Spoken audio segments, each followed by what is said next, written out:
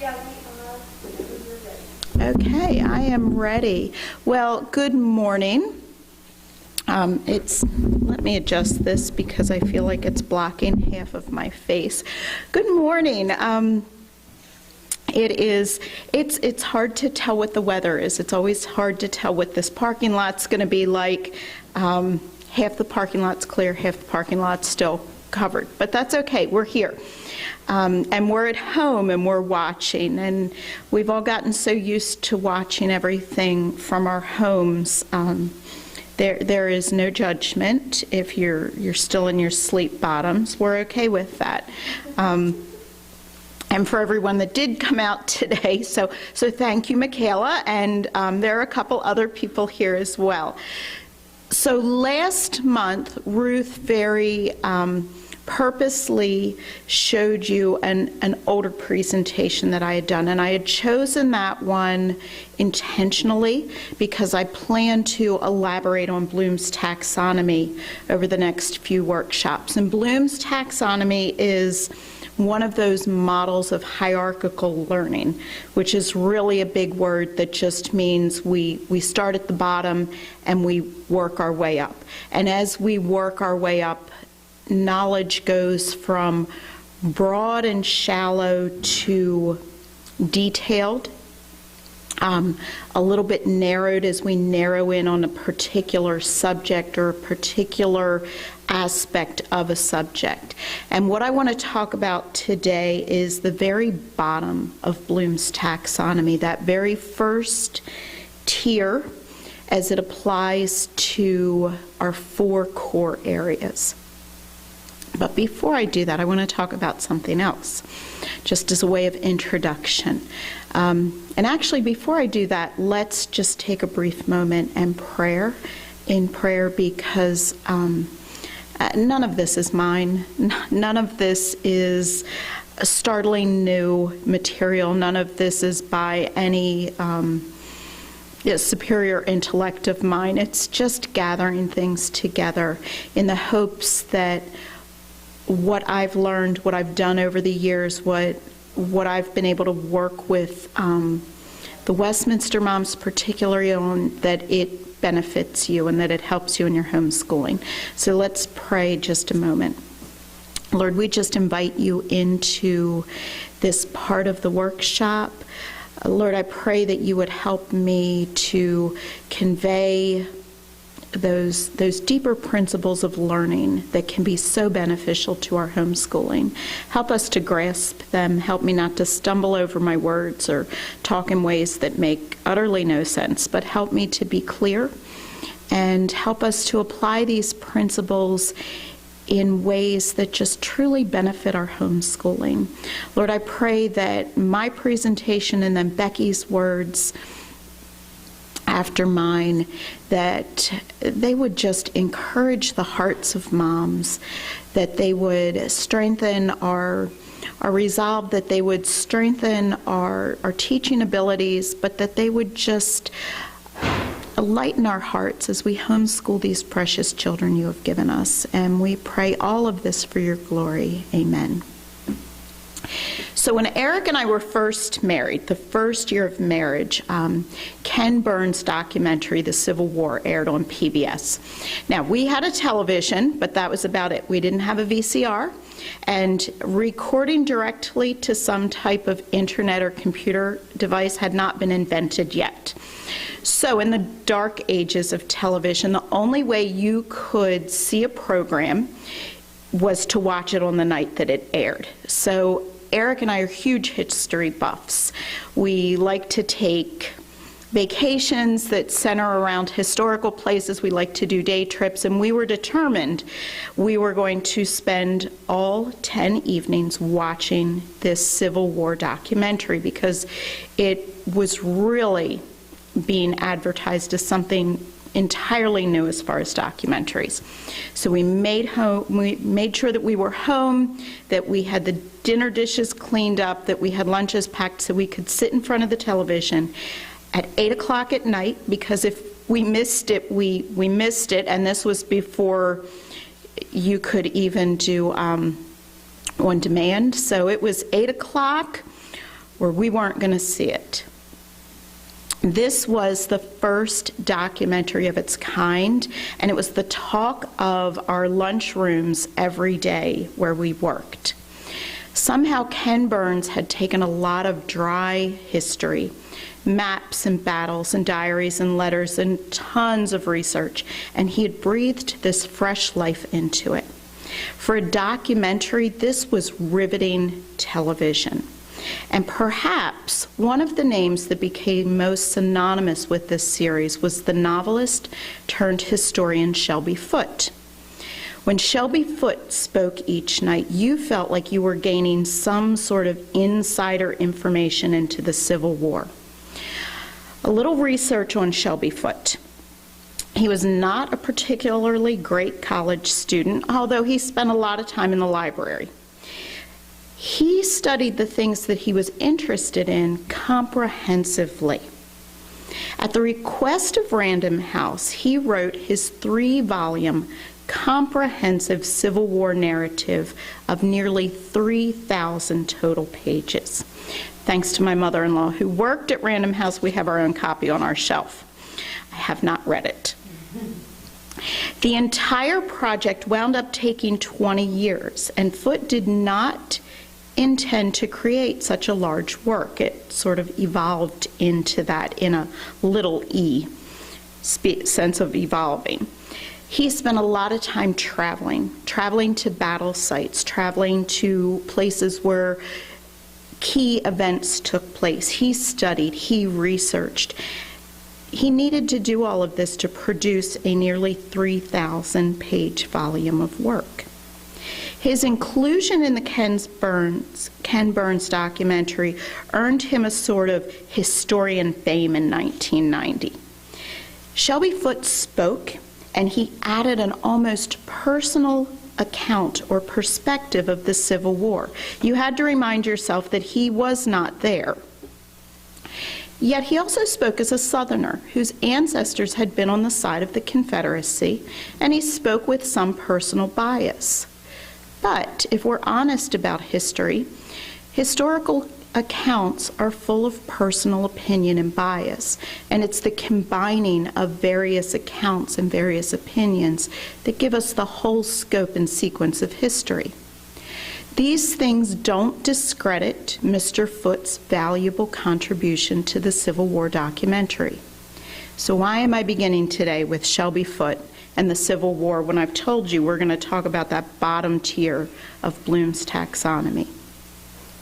So Mr. Foote is actually an excellent example of a finished pyramid, that finished Bloom's taxonomy, so to speak. If you watched last month's virtual workshop, you saw my presentation where we went all the way through Bloom's taxonomy in regards to reading and language arts. Shelby Foote's knowledge of the Civil War shows the progression of Bloom's taxonomy as applied to history. What we see in his final interviews for the documentary and his 3-volume narrative are the final tiers of hierarchical learning as applied to just the Civil War. We're not all over the place, just the Civil War. He had assembled a massive amount of information. He was able to analyze and draw connections from various perspectives and ideas concerning his topic.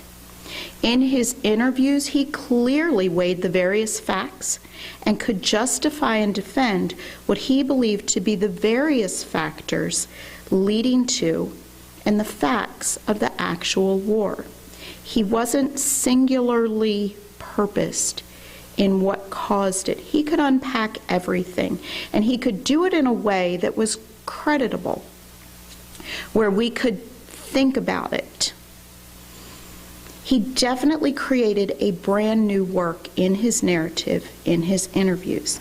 And one of the best things about the entire Ken Burns documentary is that Ken Burns assembled a cast of several historians that all spoke intelligently of their research and all applied their various points of view into one comprehensive program.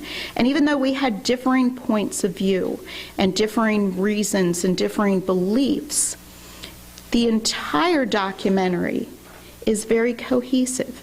And you don't walk away from it with a sense of it was all this thing or it was all that thing or this side was bad and this side was good and this side totally won and this side totally lost.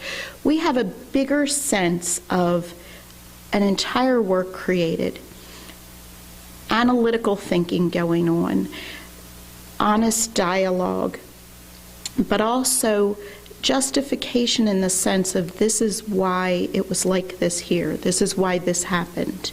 This is why this happened. We have no one true reason or idea. We have a compilation of several. So what I'm going to talk about today is the bottom tier of Bloom's taxonomy, which is remember. If we briefly remember from last month, those of us that watched or those of us that saw it live a couple years ago at Roxbury, Bloom's taxonomy is a teaching tool that can help homeschool moms remember that learning takes place over time as our children grow. They move from one level to the next in their core subject areas. Studying models of what we call hierarchical learning are valuable, but without practical application, just like an old textbook or an old document, they're pretty dry and they're a bit dull. So we need to breathe life into something like Bloom's taxonomy by giving it application. How do I use this without becoming so overwhelmed in the language of it that it makes sense? And I think as we make application, we're going to realize two things. One, it's a great tool to keep in mind and to store somewhere as you go through your homeschooling. And two, we are actually doing a lot of this intuitively with most of our teaching already. So we're going to start at the bottom of the pyramid today, which if you are looking at your chart, that bottom part of the pyramid, that broad base, is called remember. So what are we doing in remembering?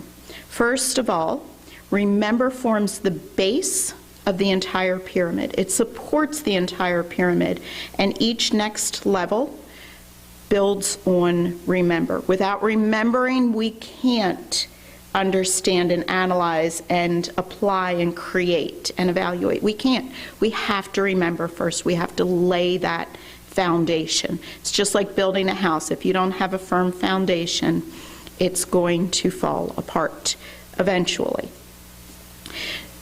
So with remembering, we are recognizing and recalling facts.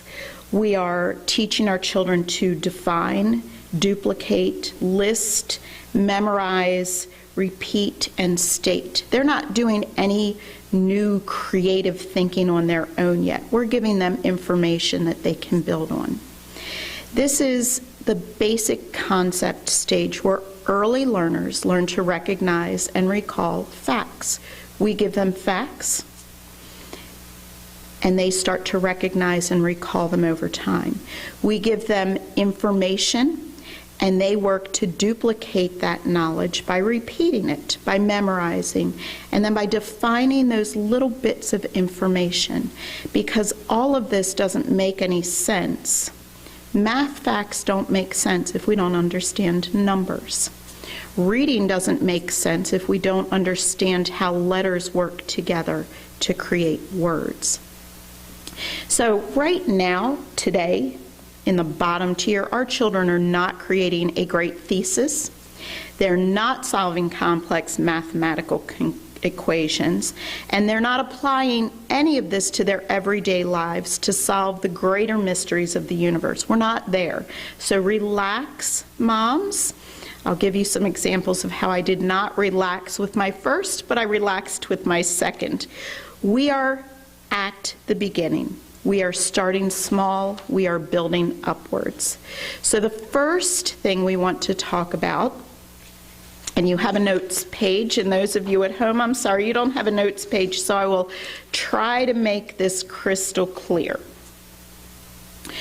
For your notes, we're going to break this into 4 core areas. Reading and language arts, math is number 2, science is the 3rd, and then social studies.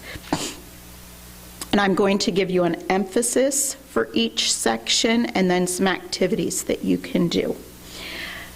So for reading and language arts, our emphasis at this bottom tier of Bloom's taxonomy is letters. The sounds that they make, the words that they create, and the beginning of writing. That's our emphasis. Letters, the sounds they make, and the words they create, and the beginning of writing. We study what uppercase and lowercase letters look like. We teach and we practice the sound of letters and letter blends. We have consonant blends. We have vowel blends. We have rules that a silent E will make the vowel that precedes it a long sound. We trace and we copy and we write letters and words. We begin to read words as we combine letters and blends together. So what are activities that help us with this? I spoke about this last year. I am combining those scope and sequences from a couple of summers ago with Bloom's taxonomy. So if you have those scope and sequences, we are in the kindergarten and 1st grade scope and sequence package. So activities. We're going to begin with a good phonics program. And I'm not going to make any recommendations on that today. I've spoken about those before, but a good phonics program helps you as a mom to determine good and valuable ways to teach reading. We can play reading games. We had a Scrabble Junior set when my kids were younger, and the first side of the board already has the words on it, and you're matching the letters to make those words. And just like real Scrabble, you can't spell out that word until you have all the letters on your tray. But it's teaching children to recognize that letters make words. You can also just use regular Scrabble tiles to create words as you're working with your phonics program. Make a game out of letter flashcards like Go Fish. You can buy letter flashcards at the dollar store for $1, get 2 packs, and you've got your very own Go Fish game. And you can play it by matching lowercase to uppercase. Do you have any uppercase A's? Or you can actually do it by letter sound. Do you have any as? We played bingo as part of our phonics program, and it was letter bingo.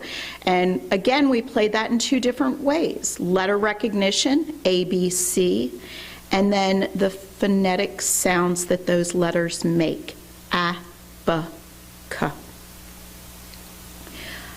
When we went out, we searched for letters everywhere. We played the alphabet game on long car rides. We had to play it in order. The first person that got all the way through won. They got bragging rights for the day. Some letters are much easier than others. It was always frustrating to find a Quiznos when you were still on letter J because you couldn't use that cue yet. But play the letter game. When you're at the grocery store, point out letters. Letters are everywhere. Point them out. Play the alphabet game at the grocery store. Look for certain letters. Are you working on the vowels? Then look for vowels when you're traveling, when you're out and about. Something that elementary school teachers do that I think homeschool moms can and should incorporate is start a word wall. Our dining room in our townhouse when our children were little looked like an elementary school classroom. That's what it looked like. That's where we were. If you came to dinner at my house, The food was going to be good, but you were sitting in an elementary school classroom. We had word walls. We had index card boxes where we would write the words on those index cards, and we'd keep them in our word box, and we'd add and review constantly. Do you have a refrigerator? You probably do. Get alphabet magnets and put them on your refrigerator. There are even phonics refrigerator magnets that give you the end of a word now. It looks like a little puzzle, and then you can put the beginning sound next to it. So you might have at as part of a magnet, and then you can put a B in front of it or a C in front of it. Use any opportunity you can to just talk about letters and their sounds and their shapes. We had some computer games that we played. There are also online phonics games. ABC Mouse is a good one, and I don't think the subscription is that expensive if you're just doing the phonics games. We had a Dr. Seuss alphabet CD-ROM that my youngest watched a lot. He skipped S because silly Sam drank 6 sodas and got sick, and he turned green. He didn't actually get sick, but he turned green, and that bothered my child. Find children's dictionaries. We always had age-appropriate dictionaries, and sometimes it was nothing more than the picture with the word next to it. We were also huge fans of all of the Busy Town books. And the Busy Town books label every single thing in the picture. And I liked that because even as we were just looking at a picture book, they're seeing those words over and over and over. Play letter matching games and work pages, things that are already produced for you. Work pages that match upper and lower case by drawing a line from one side of the paper to the next, or matching a sound to an actual object over here. Circle all the things on the page that begin with C, K, and then help your child with those. Make it fun, make it varied, make it hands-on. At the remember phase, we want to stay as hands-on as we possibly can because our learners are young. Tracing. There is valuable learning to be had in just tracing and copy work. Schools don't give that the amount of time that we used to, and I know Becky talks about tracing and copy work, and it's valuable. It's a valuable learning tool. It's repetition. It's learning how to make letters the correct way, because there is a correct way to make letters. And if we don't learn to write them the correct way, nobody understands what we're writing except ourselves. Now, if your child's like a little Leonardo da Vinci, that'll come later. And if they write backwards all of their secret formulas, that's in another tier though, so that's not today. When they're very young and writing is tedious or they don't like writing, make a game out of it. Get a cookie tray, a cookie sheet of sand or shaving cream, and then just practice making letters, and then just erase them. Shake that pan. This is our special school sand, so we're only going to play with this during school time. But as they make letters in that sand, it becomes more of a tactile experience, B. And they can make it over and over in the sand. And you can go from B to B, and then make it, wipe it clean. What's nice is we're not wasting paper. We're not constantly erasing a whiteboard either.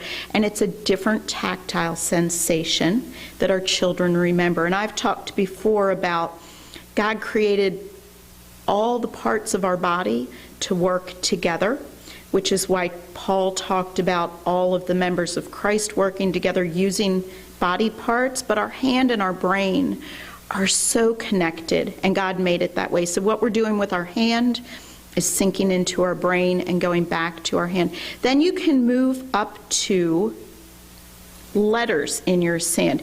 You can do B, and then, I can't do it backwards, I'm trying to do it backwards. A, T, and just do it over and over. T in that sand, and they wipe it clean. Allow your children to use chalkboards and dry erase boards. My children never wanted to write on paper if they could use the whiteboard and dry erase markers. I didn't care. If they were happy about writing, I didn't care where it was. We made letters out of Play-Doh. We made letters out of cold cooked spaghetti noodles. Whatever we could use to make letters, to make it fun, to do another, come at it from another angle, we did it. Take time to teach your child how to hold a pencil. This is not an intuitive thing. Our kids don't just pick up a pencil one day and we recognize they're holding it correctly. This is wonderful. They're ready to write. Put your hand over that child's hand and teach them how to hold that pencil correctly. Work on simple sentences. Use those index cards and have two bags, a noun bag and a verb bag, and have a lot of nouns in one bag and a lot of verbs in another bag. And make simple two-word sentences with your child. All you need for a sentence is a noun and a verb. That's all you need. Everything else is extra. So pull out a noun. Maybe it's squirrel. And then pull out a verb. And maybe it's eat. So you have the beginnings of a sentence. Squirrels eat. Work on two-word sentences with your child just to get it solidified in their brains, and put those up on your word wall or have them copy them. Later, when we get to the next step, the next tier, we can talk about what to do with those simple sentences. But nouns and verbs, just have your noun and verb bags. And it's fun. It's fun to pull things out that don't make any sense, but they're silly. You know, maybe it's squirrels cook. Well, they don't cook, but it's still a sentence with a noun and a verb, and your child will remember those silly things as well. Use Scrabble Tiles to order letters and words. Give your child their word list, their word wall. Give them a bag of Scrabble Tiles and have them copy those with the tiles. Word searches. You've got a list of words. You've got letters over here all jumbled up. There are word searches for very young children. There are large print word searches for those of us who can't do a word search without reading glasses. Practice with word searches. My youngest loved word searches. He didn't know the words he was looking up, but he loved finding those letters in order. And you can find the simple ones that simply go across and down. Create stories and sentences from pictures. Let your child create a sentence or a story from a picture. It can be a photograph, a picture in a book that you haven't read yet, a magazine picture, a picture on the internet that's appropriate. Let your child tell you the sentence or tell you the story, and then work together. You can write it on a piece of paper for them. You can write it on the whiteboard. Depending on your child's writing ability, they could trace that sentence or story. They could copy it from the whiteboard. The very beginning sentences and stories that my children ever wrote, I wrote them on the whiteboard first and they copied them. They got it out verbally, but it's hard to sit a child down with a piece of paper when we're in this very bottom tier of learning and say, write a sentence after you look at this picture. That's overwhelming. Write it for them. Let him or her copy it. Read side by side with your child. Always read side by side with your child and point out words as you read, as you're going through those easy readers, as you're going through those beginner readers, as you're reading Dr. Seuss, point those words out that you're reading. Hop on Pop is great. So many Dr. Seuss books at the very beginning phases of reading were written that way for a reason. He wanted to take us out of dry, boring readers and give children something fun while still going over all of those phonetic structures and those good components of teaching reading well. So they're good books to use. When you are ready to turn your child over to some type of independent writing or copy work, buy them the right type of writing paper. Don't give them loose leaf paper and think that they're going to be able to make upper and lower case letters. You can buy the early writing paper in most stores. You can order it online. Rainbow Resources actually sells that for different grade levels, so you can buy it for your kindergarten and first grader, and then I think they sell it up to fifth grade writing level that's got the two solid lines and the dotted line in the middle. Use that so it gives them the confidence that they're making their letters correctly. And then practice. Just practice all the time and read. Read all the time. I've shared before, we started reading to our children before they comprehended that we were reading to them. And then we read all the way through high school read. So that covers reading and language arts. Math. How are we going to apply the bottom tier of Bloom's taxonomy, which is remember, to math? So our emphasis here is primarily on numbers, how to define them, and what do they do. So our emphasis is numbers. How do we define numbers? What are numbers and what do they do? What does a numerical symbol represent? I can give you a 4. I can write that all day long. I can write for my children 1 through 10 in numerical symbols, but it means nothing to them until in their brains I give them that concrete valuation. So 4 is great, but 4 by itself is a numerical symbol. If I give them 4 of something, if we have the written symbol of 4, and then next to it, or somewhere, we count out 4 objects, 1, 2, 3, 4. And I know you might not be able to see those at home. We now have value. 4 means something. It means this many. It means this many of something. So always be looking for ways to connect the numerical symbol with the actual value of that number. Learners here need to focus on numbers and values, counting, ordering things, and sets. Now is a good time to introduce patterns and sequences. We can introduce less and more. If I have 2 of something here and I have 5 of something here, which one is more, which one is less?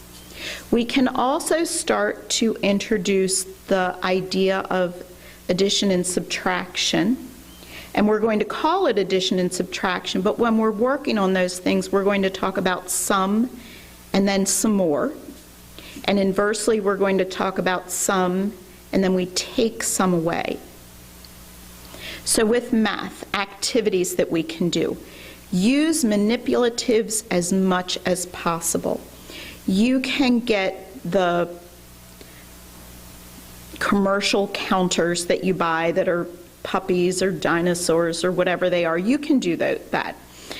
What's nice about those manipulative sets, the counters, is they usually come in 6 different colors, which you can use for different activities. You can also use pennies. You can use dry beans, you can use corn kernels, you can use buttons, you can use marbles, you can use whatever you have in your house that's uniform, that's the same, that you can use to count. You want to practice matching the numerical symbol to the correct number of manipulatives. and use a variety of methods. Number flashcards. You can play Go Fish with those just like you did with the letter flashcards, but you can also put down a flashcard that just has a number on it, not an addition fact, and then have your child put down on the table next to it the correct number of items. We used egg cartons for a lot of things in our house. You can take a cardboard egg carton. I don't recommend the styrofoam, it doesn't work as well. And with a Sharpie, you write the numbers 1 through 12 on the bottom. Put 1 into the 1, put 2 into the 2, put 3 beans into the number 3 cup. It's easy, but the repetition of it helps them match the number with the amount. Next month, we'll talk about how to take those egg cartons a step up for addition and subtraction. But right now, just match the number with the correct amount. Number tiles. You can use number tiles the same way as Scrabble tiles. They can order number tiles together. If you can't find number tiles, make number cards on index cards. It really doesn't matter how you do it. You want something in their hand, something tangible, some type of manipulative that they can put down, that they can count, that they can use. Magnetic numbers for your refrigerator. Again, while you cook, and you don't want them underfoot saying, when's dinner, when's dinner, when's dinner? I don't like that, I like that, when can I have more? Have them do things on the refrigerator. Put these numbers in order. Mix them all up. Put all the ones together. Put all the twos together. Create sets using manipulatives. And this is where the commercial sets work well, but you can do it with absolutely anything. Show me 4 groups of 5. Okay, so they're going to have 4 little piles on the table. Each pile has 5. This is the beginning of multiplication, but they don't know that yet. Right now they're just making little groups. You can call them sets after they get the hang of it. We had puppy counters. The nice thing too is I could say, give me sets based on color. So we'd have a yellow group of puppies and a green group of puppies and purple and red and orange. Count everything. I was working with a mom at her house the other week whose daughter is struggling with just counting and remembering numbers. We have some learning issues going on there, but I'm sitting in her kitchen and I said, have her count cake platters, have her count fancy glasses, have her count cups with handles on them. And her one son was saying, if she's going to do cake dishes, we're never going to have enough numbers for those. And the mom likes to collect nice pedestal cake stands that she finds places. Count everything. Count things at the grocery store. 2 bunches of bananas. Count the bananas. How many bananas do we need? Use manipulatives to show equal and unequal sets. So create some sets for your children. We have a group of 6 manipulatives in this group and a group of 10 in this group. Which group is larger? Which group is smaller? What do I need to do to make the groups equal? Could I add to a group? That's one solution. Can I take away from a group? So you're beginning subtraction and addition without really making it about adding and subtracting quite yet. Use pattern blocks or toys to create patterns. We had pattern blocks and we had the pattern block booklets, and all of my pattern blocks now have the initials of World Cup soccer teams on the back of them. But we created patterns with pattern blocks. I would create the pattern, my child would copy the pattern. I would start a pattern, he or she would then continue the pattern. And what's nice about these pattern blocks that we'll talk about next time is they're multi functional. So we did use some store-bought manipulatives in addition to the ones that we created on our own.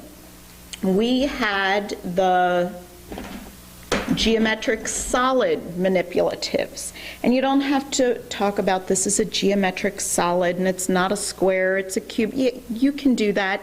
But at our bottom tier, this is a box and this looks like a can. And some fun games you can play with these are, how can I walk around the house with this cylinder? What are other things in the house that this looks like? Can I put this in my pocket when we go to the grocery store and then pull it out at the grocery store? Oh, remember, you have something in your pocket. Let's find all the things that look like this in the grocery store.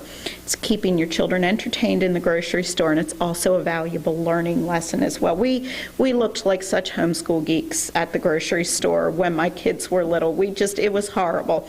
And it was great until phonics took them up to the word sale, and then my child could say, but Mommy, it is on sale. So Fruit Loops are a good option because they are on sale, and that's your mantra. We don't buy it unless it's on sale. It's like, oh, you got me there. So, but look for these things everywhere. The same thing, look for patterns everywhere. Create patterns. Have your child create patterns and copy patterns. But then where else do we find patterns? In the summer, it's great. A field of corn makes a pattern. Trees in a forest make a pattern. Find patterns everywhere you go. Grocery stores are another good place to look for patterns. You've got row upon row of cans and similarly shaped items. Let's find all the patterns that we can. Trace and copy numbers the same exact way you did with letters. Use sand trays, use Play-Doh, use cold spaghetti. Trace them, copy them. Don't get stressed at tier 1 if 2s and 5s are mixed up and 6s and 9s. Those are tough numbers. We'll get it. But I tell kindergarten parents, don't sweat over B and D, P and Q, 2 and 5, 9 and 6. It'll work itself out. Just keep practicing, keep tracing. Use age-appropriate workbooks to match the shapes. Find shapes in your house. Find in the kitchen, in the dining room, find 10 rectangles. You have windows, you have cabinets, you have the table. If you have an island, you might have the kitchen island. Find shapes everywhere you go. You can begin to use coins and identify their value. Don't worry if your child has to be reminded constantly that a nickel is actually 5 cents and a dime is 10 cents, because in their very concrete little minds it doesn't make any sense, because the dime is smaller, so the dime should be less and the nickel should be more. But just keep practicing those things. We had actual coin stamps, so I got tired of buying workbooks all the time that were single function workbooks and cost money, so I got the stamps. We would just stamp things. Sometimes I'd write the cents amount and they'd stamp it. Sometimes I'd stamp it and they'd tell me how many pennies it was worth. Numbers make sense when children understand the value that they are representing. So don't rush addition and subtraction and those other math functions until you are sure that your child understands numbers and counting. And we'll talk about that next time. So before we move on to science and social studies, something I always like to stress. Math and reading are mastery subjects. We have to master the bottom levels before we can keep adding on. Once we master a concept, once we master a level, then we can move on. But until it's mastered, our children aren't ready to go the next step. They're not ready to apply those things to the next level. They're not ready to tackle O-U-G-H until they have some basic phonetic sounds. They're not ready to just see 1 plus 1 equals, until they understand what 1 is, and then another 1. So their mastery. Science and social studies are cyclical topics. We start basic, but then we just review and we add and we review and we add and we review and we add. So, remember as applied to science. At the very bottom tier of Bloom's taxonomy, the emphasis on science is the study of the world around us. It's really that easy. I don't like high school science. I never liked high school science. It's beyond my comprehension. It's not something that I wanted to apply myself to learn. My children were outsourced for high school science and they did great. But I loved elementary school science and I loved middle school science because I didn't have to remember the periodic table of elements. We're not talking periodic table of elements. We're not talking about force and friction and all of those terms yet.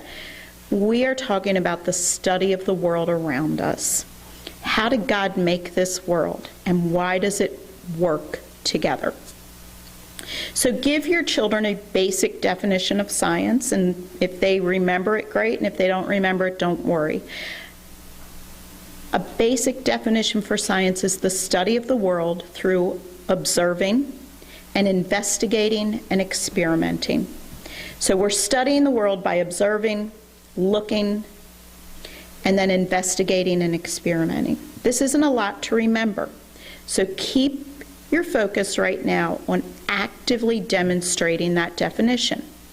What's the scientific method and process? You can have that in your head, but you don't have to tell your 5-year-old, we're going to start with a hypothesis, then we're going to do an experiment about 20 times to see if we get the same results, and then we're going to write a conclusion, and is this a scientific fact or law? We don't have to go there yet. Keep that in the back of your mind so that as you're doing these things, you're teaching them the right methods without bogging them down with the terminology. Right now, your child can learn cause and effect very well. You can introduce principles and the disciplines of science like biology and chemistry and botany just with hands-on learning, observing, investigating, experimenting. So what are activities that we can do? Like I said, I loved elementary school science. It was so much fun. So we went on a lot of nature walks. What are you finding? What animals are we seeing? What birds are we seeing? Go outside on a nice night and just look at the stars. You don't have to worry if you can name all the constellations, but look at the stars, look for patterns. Can they find the Big Dipper and the Little Dipper? That's a big deal. Can they find it night after night? What happens to the moon? What happens to the moon night after night?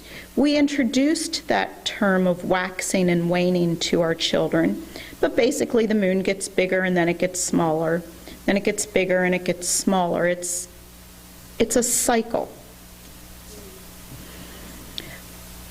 Go to a variety of outdoor locations. We would vacation at the beach and we would go to some nature centers at Chincoteague. What's the land like there? What's the water like there? How's the water different? How's the ground different? What types of plants are we finding? And then back at home to go for a walk in the woods. We might have streams, but streams don't come up in tides. They move differently than the ocean does. What's the ground like? Is it rockier? Why are the trees and plants here different? Make collections. We had tons of collections. You can put your collections in a nice display, or you can just keep all your different collections in shoe boxes. It doesn't matter. Let your child collect the things that he or she finds. Different types of leaves, different types of rocks, seeds, pine cones, shells, feathers, whatever can be found and collected from nature, collect it. They don't have to stay in your house forever. You don't have to make a giant wall display. It's not going to the Smithsonian, but look at things. Look up in books, what type of feather is this? Why is this feather different from this feather? Put things under a microscope, even in elementary school, at that very bottom tier of remembering. Use a magnifying glass and a microscope if you have one. Use a magnifying glass and look at things up close. It's fascinating. Go outside and look at bugs. What are different types of bugs? Insects. Keep a weather calendar. Just with your regular wall calendar, get some inexpensive weather stickers, and every day put a sticker on the calendar for what the weather was like. And then talk about the weather in terms of hot and cold, warm and cool. Was today wet or dry? Did the weather change? What happened today? We drew pictures of the same tree in different seasons. Depending on the age of the child, again, we're not talking about getting museum quality tree pictures, but what does a tree look like in different seasons? What's happening? Look at a tree in your yard and talk about what happens during each season. Pretty soon, trees are going to start to bud. I love it when trees bud.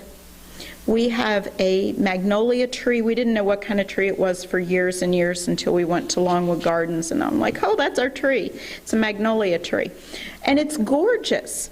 And some years we get these beautiful blooms, and it's been this great science project, but every now and then we get a March that's crazy windy, and all of our blooms are next door after 2 days. But again, that's something to talk about. What did the wind do to the tree? How does everything work together? Picture books. Okay, so moving on, we did a lot of picture books, and I forgot one of my math manipulatives. Just, again, read. We did Magic Schoolhouse picture books. What's nice is anything evolution with a big E, as mom, you can just edit that out.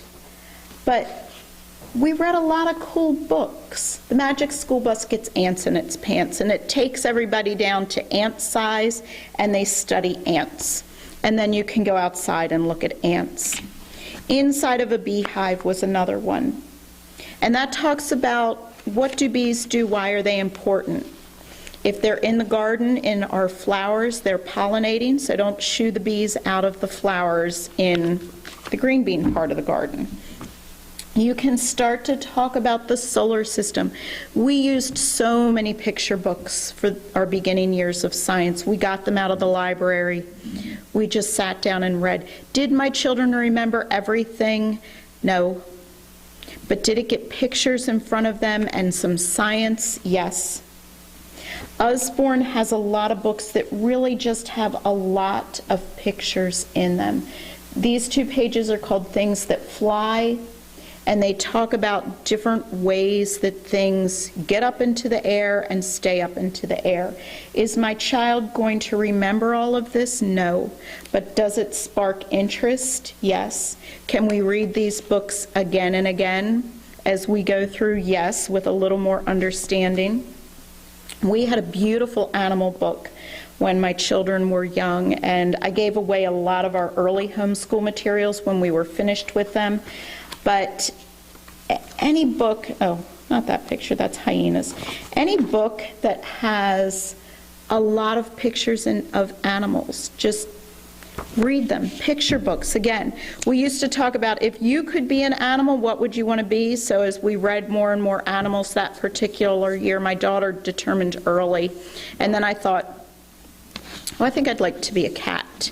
And then we got to the cat pages and talked about hairballs and all of that. And I'm like, okay, I don't want to be a cat. And then I thought, okay, I could be a bird.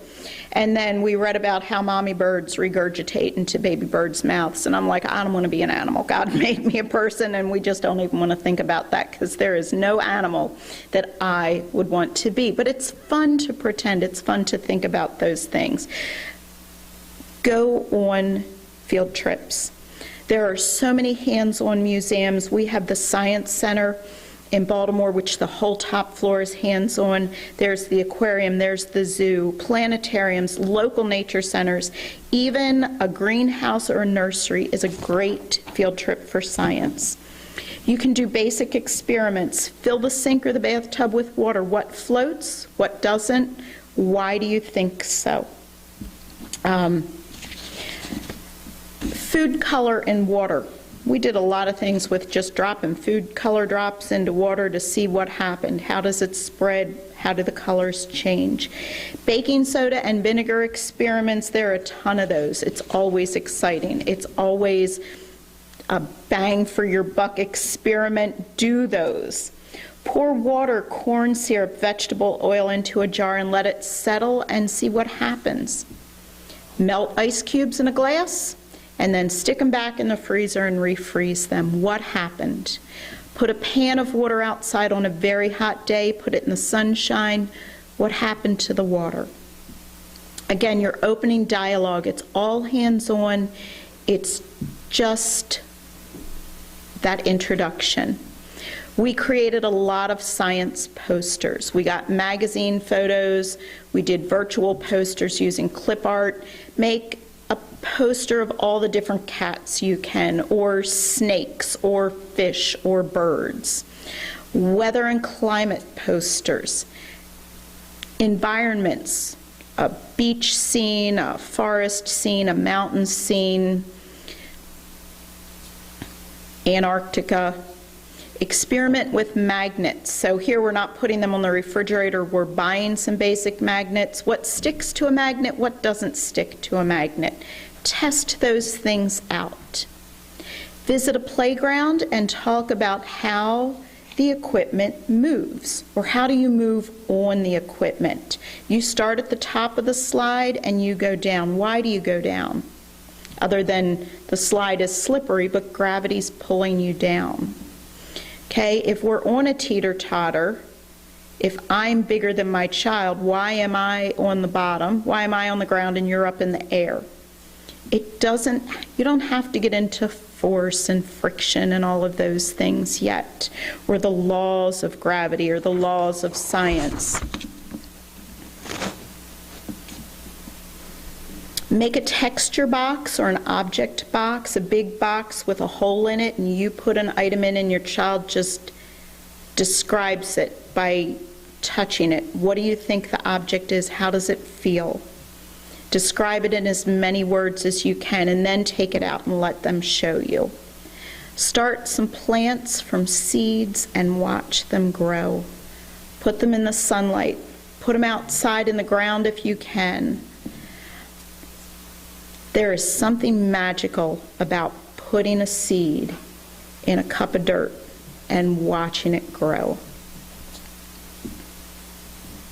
Okay, so the last core subject we're going to talk about today is social studies, and I'm going to try to wrap this up quickly. The emphasis for social study is people and places in time. It's really that easy. People and places in time. We can study now and then, before a certain time and after a certain time. We can study people. What do they do? Where do they live? How are people the same and different? How do people live in different places? And how do people live at different times? We can study geography, basically. Okay, begin in your home and your neighborhood and then go out to your town and your state. We can introduce the globe and continents and countries.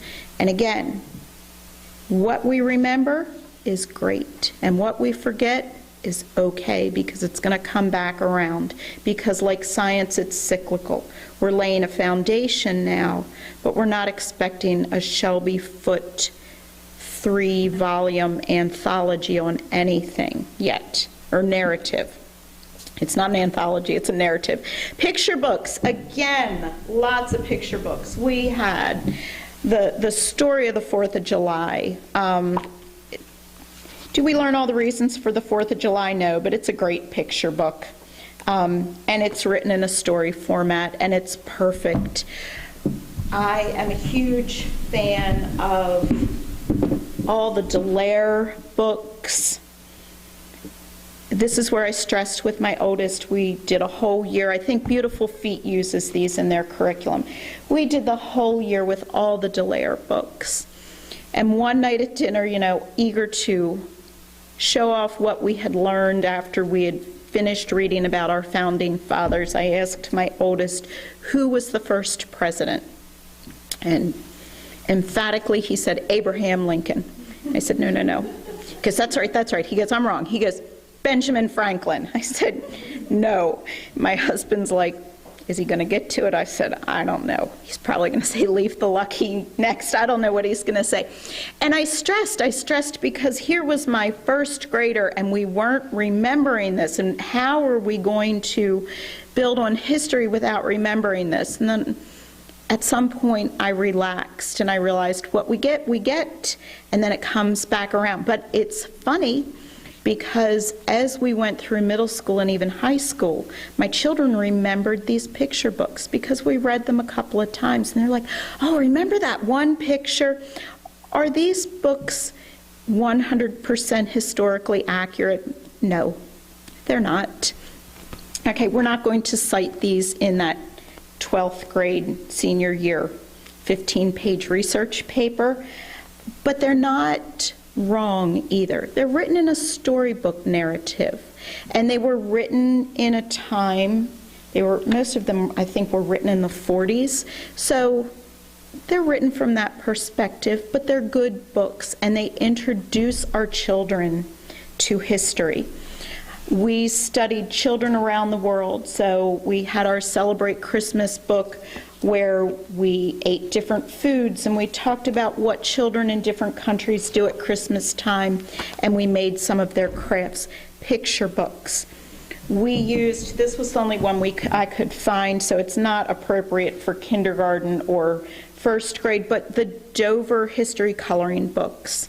Again, they have a colonial one. If you're studying colonial times, let them color pictures of what children dressed like at that time. And aren't you glad that clothing requirements have relaxed a little bit and you don't have to wear a corset at 8 years old if you're a little girl, or breeches and tight-like looking things if you're a little boy, with shoes with giant buckles on them, and walk around very straight and tall and proper all day. Aren't you glad that if it's hot you can wear a t-shirt and you don't have to wear a vest and a jacket? Talk about symbols of the U.S., the Pledge of Allegiance. You can teach your children that at this point. The Star-Spangled Banner, the U.S. flag, the state flag, the Statue of Liberty, the White House, the bald eagle. Why are these things important? What do they represent about our country? We had some DK books that talked about children around the world. I don't have any of those. I gave those away too, but they talk about children from each country. Lots of pictures again. We read them, we studied them. As mom, you can edit out some of the things that, maybe you don't want your children yet to know that in some places in Africa having 2 or 3 wives is still acceptable. So you can edit that out as you read out loud, but you can still see what types of houses they live in, how they dress, what they do. Study people at work. Picture books again, storybooks, the Berenstain Bear books have a lot of these. But look at, what do people do? What do they do for jobs? As you're out and about at the grocery store, that's another good one. You've got the people that slice your deli meat. You've got butchers. You've got the people that work in the bakery. You've got cashiers. We did units on community helpers, firemen, policemen, doctors, dentists. What do these people do and how do they help us? We ate food from different countries and different regions of this country. Modes of transportation. What's the best way to travel to our neighbor's house? Well, we're going to walk to our neighbor's house if we live in a townhouse or a community. What's the best way to go to grandma's house if she lives in the same town? Well, we're probably going to drive. If grandma lives in another state, what's the best way to get there? If grandma lives across the ocean, what's the best way to get to grandma there? But talk about different modes of transportation as you're driving on a long car ride. What types of vehicles do you see? We lived in the Annapolis area for a while. It was neat to go to the dock and count all the different kinds of boats we saw and make tally marks and make a little graph. Make maps. Start small. Your child can make a map of his or her room. Then maybe the yard, the house, the neighborhood. It's not going to be to scale, but it'll be a representation of what's there, what they see. And then go on field trips. Just field trips, especially in the beginning phases of homeschool, they can't be beat for so many things. Go on field trips. We started taking our children to Williamsburg at a very early age. My daughter had Williamsburg dresses. She embraced the entire experience. The first year, my youngest was very young. He didn't really get anything out of Williamsburg, but each time we took him back, he learned a little more. He got a little more interested. He got very familiar. One year we joked that he was the mayor of Williamsburg because one of us would be in a building with the older two and one of us would be outside with him. And he met, it was us and the retirees that particular year. Everybody was in school. He met everybody. We'd be walking places and somebody would come up and say, "This is Josh. I told you about him earlier." And I'm thinking, oh, my kid's sort of famous in Williamsburg. But it was, they were like, "Oh, he's so charming." Thinking, okay. But we did all of those things. We did Jamestown, and my kids got to do hands-on activities. Do they remember everything? Did they learn exactly how people got to Jamestown and all the ins and outs of the history when they were young? No.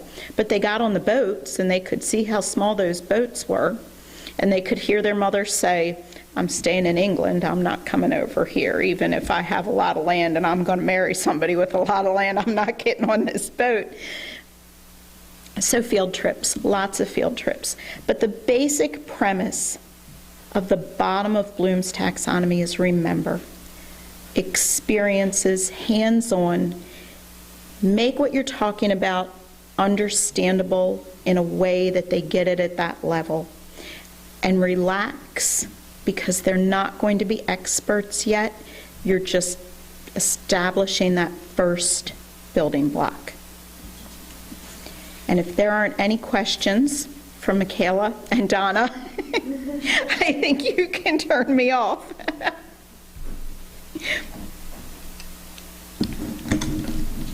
Thank you.